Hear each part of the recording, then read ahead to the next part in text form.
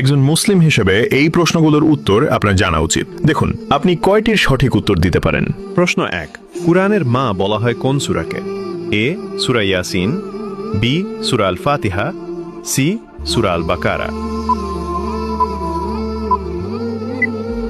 সঠিক উত্তরটি হবে অপশন বি, সূরা আল ফাতিহা।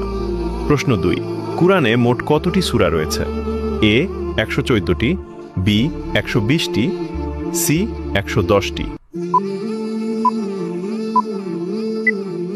সঠিক উত্তরটি হবে অপশন এ 114টি। আপনি যদি ইসলামকে ভালোবাসেন তাহলে কমেন্ট করুন আই লাভ ইসলাম।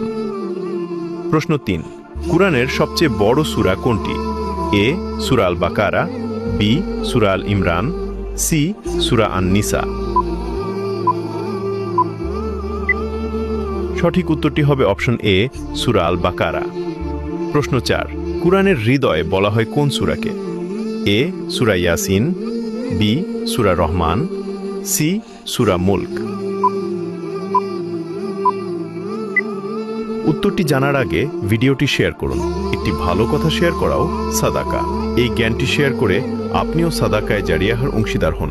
আপনার একটি শেয়ার হয়তো হাজারো মানুষকে সঠিক পথে আনবে। সঠিক উত্তরটি হবে অপশন এ সূরা ইয়াসিন। আপনি কয়টি প্রশ্নের উত্তর দিতে পেরেছেন অবশ্যই কমেন্টে জানান।